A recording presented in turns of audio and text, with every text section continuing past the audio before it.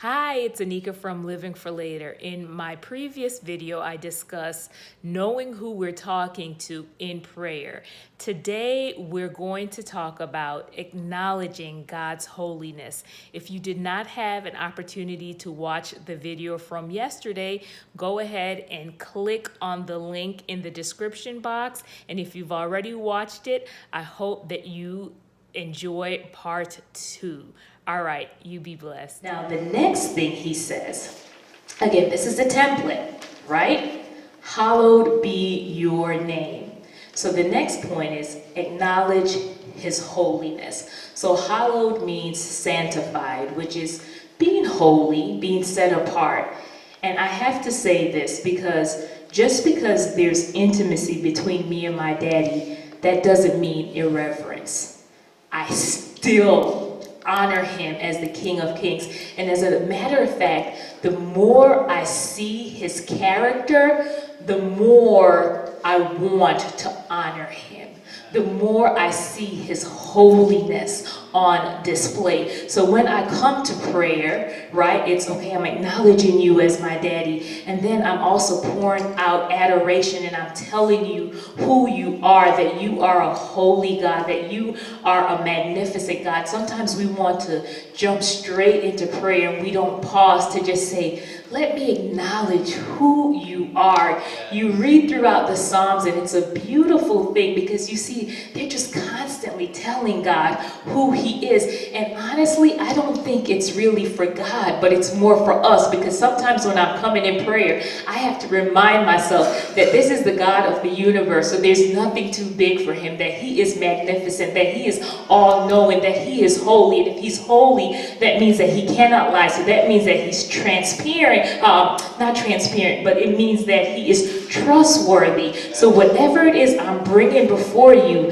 I can pray with confidence because after I rehearse who you are and all you are, it's almost like a faith injection to say, oh my goodness, I just told God his resume. I reminded myself of his resume. So whatever this thing that I'm bringing before you, there's nothing too hard for you because again, I just listed who you were. So when we say hallow his name, we're making him holy and just reminding ourselves. And a part of that, which I feel like we've really missed out in this culture, it's we just kind of take the Lord's name in vain.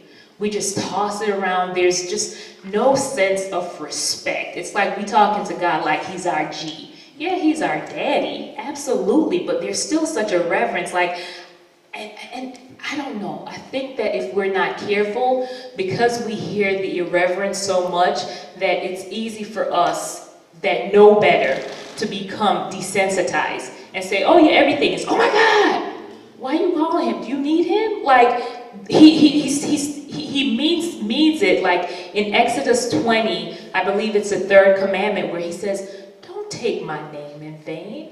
Don't call me unless you need me. Don't use it as it's almost like a swear word, right? But taking his vain is not just, oh, OMG, everything is OMG. You know, oh my God. It's not just that. It's also you're taking God's name in vain. It goes a lot deeper than just saying that. It's if I'm saying that I am a follower of Christ and I'm acting contrary to what he's called me to, that's me taking his name in vain. When I'm saying, oh yeah, I'm representing Jesus, I'm representing God, and then you see me fornicating, lying, cheating, that's me taking God's name in vain. So some of us have it cornered when we're like, oh no, I just don't say those things.